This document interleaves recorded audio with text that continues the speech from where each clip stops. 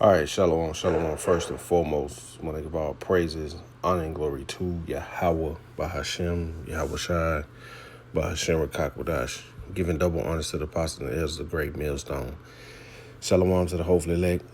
Shalom to all the brothers out here laboring in his truth with sincerity. Shalom to the few sisters that watch. It's coming back with another lesson.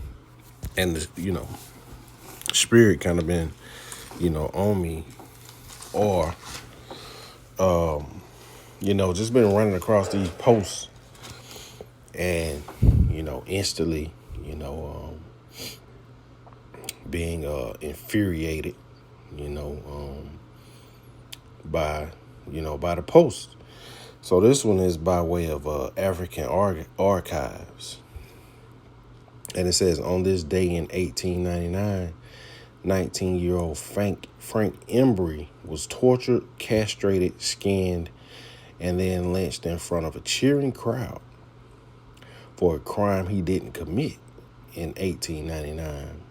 It says, though published photographs clearly depicted the faces of his assailants, no one was arrested, so this is going into Esau Edom, man, as we see the pictures, the hatred that they have for us, man, is everlasting, is a deep rooted hatred, that goes back to, the birth of Jacob and Esau, even before that, in the womb, So, let's see.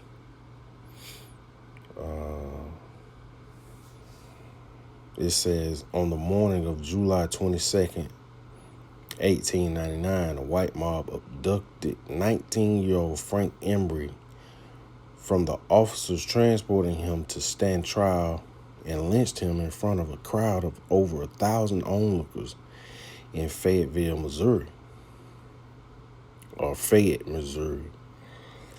Says he had been arrested roughly 1 month earlier and accused of assaulting a young white girl, and they always use a so-called white girl, a white woman, to inflict pain on Jake, man. Even the Tulsa,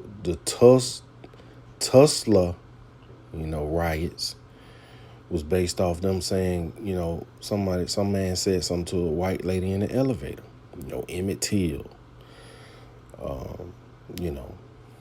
So, this is what this man uses, man. But, even at this point right now, man, his women, he's jealous, man. His women liked us back then, and they like us now, man. But now, if he could, he would be doing this, But, the Most High, put the spirit upon, the powers that be for these people to scale it back, man. Mainly for this truth to come out, and spread. So, matter of fact, let's grab scripture. We just gonna let's go to the book of Isaiah, chapter 13. Because these people had to pay, for what they did, man. It says prophecies about Babylon. Babylon the Great, aka America, man. It says, lift ye up a banner upon the high mountain.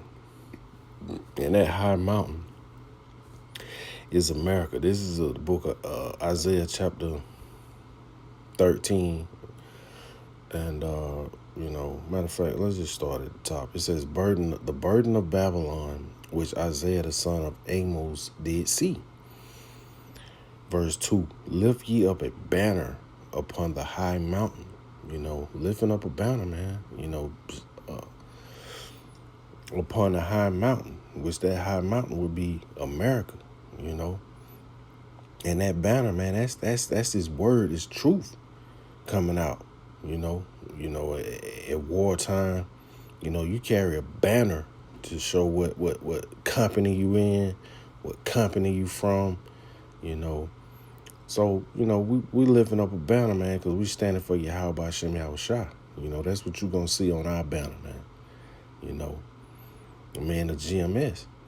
So it says, exalt the voice unto them, shake the hand, that they may go into the gates of the nobles. We're out in the forefront, bringing his word out, showing this man his flaws, his iniquities, you know, everything he's done, what's going to happen to him for the things he's done, as well as the other nations, as well as our people also, But we lifting up that banner, man. We can't wait for the downfall of this man, for the things that he's done to Jake. Folly. But another one came up. Yeah, that's another one, man. It says in 1944, a group of white men brutally lynched Reverend Isaac Simmons, a black minister and farmer, so they could steal his land in Amite County, Mississippi, which was over 270 acres. So, that's what this devil does, man. Matter of fact, we get off that. And let's see. Where we at? Salaki. Verse 3. It says, I have commanded my sanctified ones. And that's the men out on the highways and hedges, man. Ultimately, the elect men of Israel, 144,000, 12,000 from each tribe. So it says, I have commanded my sanctified ones. I have also called my mighty ones for mine anger, even them that rejoice in my highness, So it says, the noise of a multitude in the mountains. The noise of a multitude in the mountains, like as of a great people, a tumultuous noise of the kingdoms of nations gathered together. The Lord Yahweh of hosts mustereth the host of the battle. So the Lord is putting the spirit, upon these nations to ultimately go to war. Putting the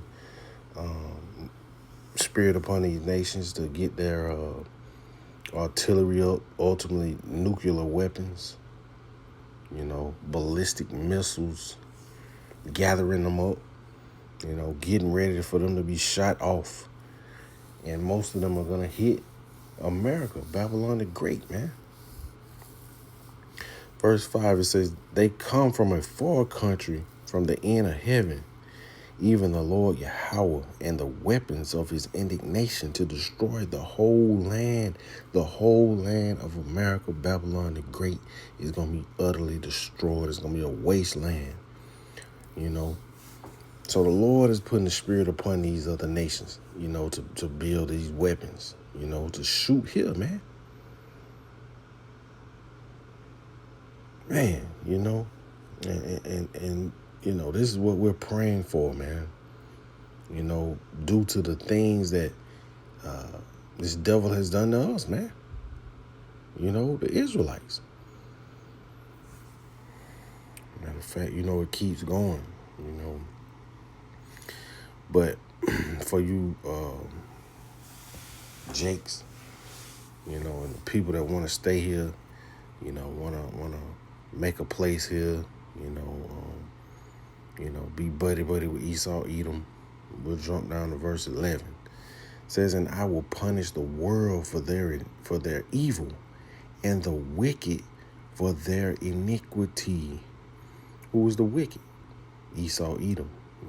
Book of Malachi chapter 1, tells you that. Esau, Edom is the border of wickedness, man.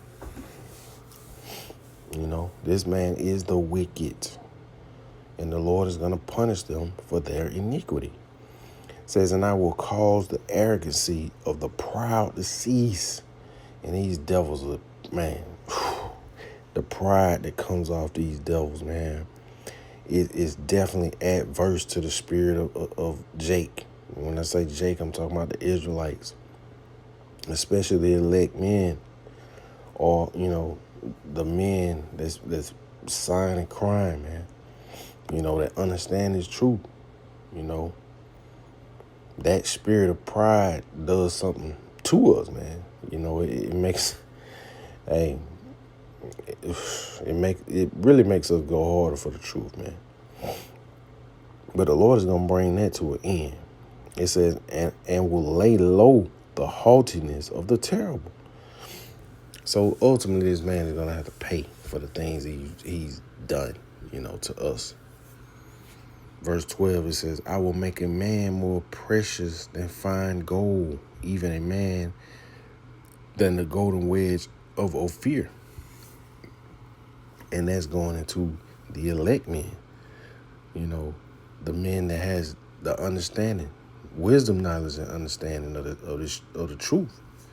In the day that the Lord brings this calamity, the day that the Lord brings Jacob's trouble, to his full potential, not only women, but, everybody going to be seeking the knowledge. Everybody going to be seeking that shelter, man. Seeking the men of the Lord, So, Lord willing, I'm one of those men, man.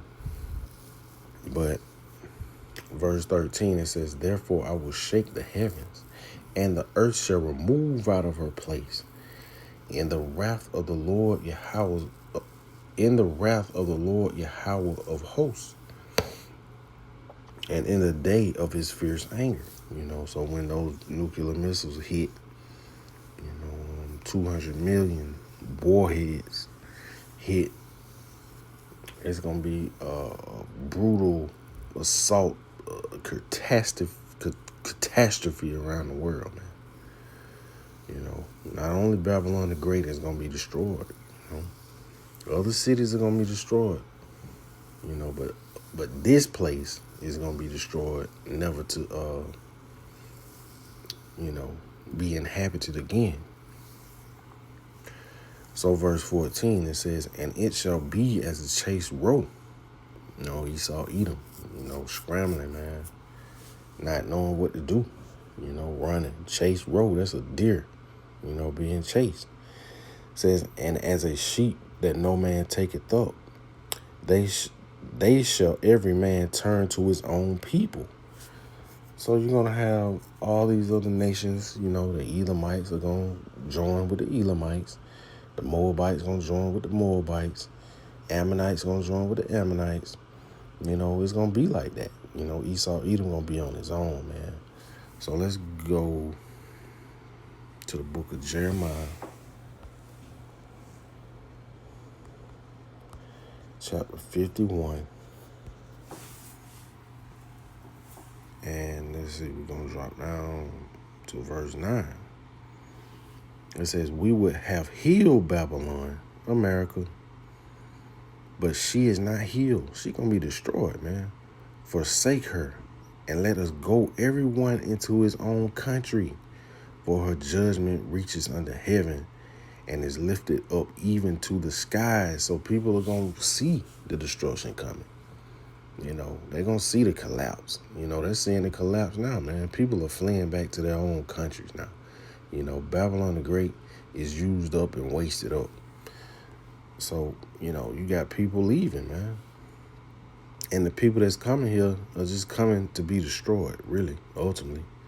So verse 15, it says, everyone that is found shall be thrust through. Even one that is joined unto them shall fall by the sword. So you want to be far away as you can from Esau Edom, man. You still got people out here trying to save this man. White people won't be in heaven. Why are you concerned about them? They're not concerned about you unless they want to destroy you. So, let's see, verse 16. Their children also shall be dashed to pieces before their eyes. Now, this ain't speaking of love. Their houses shall be spoiled and their wives shall be ravaged. So once the men are eliminated, or even in some cases, if you got wicked jakes out here, man, and all hell breaking loose, they gonna ravage your wife, man. Look at that. To be laying with sexually. to be laying with sexually.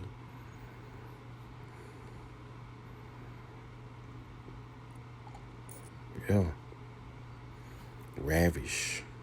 It's not a nice word. It's saying to be laid with sexually, but how? Let's see. Ravish is a verb with two main meanings. It can refer to the act of forcing someone to have sex against their will, which is being raped. Yeah. And it definitely ain't talking about filling nobody with immense joy, because we talking about going into the destruction, man. That's what we talking about. So, it ain't going to be pretty for you, Esau, Edom. Your end is coming, and we can't wait. Lord willing, is edifying. Just a quick lesson through the Spirit. I want to give all praises, honor, and glory to Yahweh, Bahashem, Yahweh Shai, Bahashem Rakakwadash. Shalom.